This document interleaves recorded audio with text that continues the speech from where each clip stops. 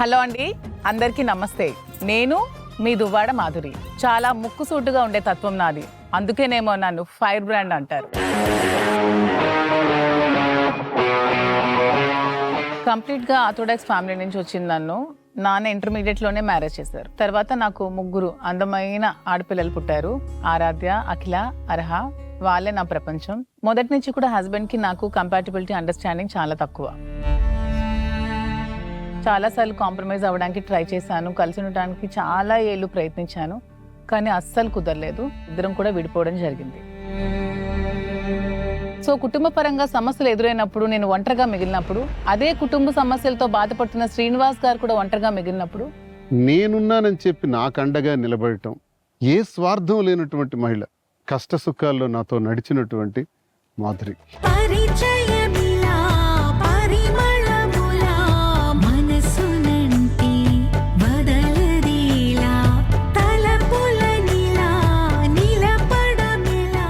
శ్రీనివాస్ గారు అంటే మాధురి, మాధురి అంటే శ్రీనివాస్ గారుగా మేము ఈ 4 years నుంచి కూడా బ్రతుకుతున్నాం. కరిగిపోయాను కర్పూర వీణలా, కలిసిపోయాను నీ వంశధారలా,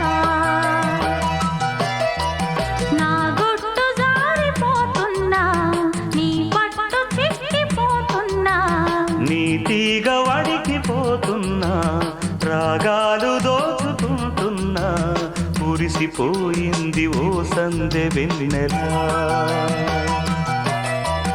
కలిసిపోయా. మేము కలిసి ఉన్న తర్వాత ఈ 4 yearsగా నేను నరకం చూడని రోజు లేదనే చెప్పాలి.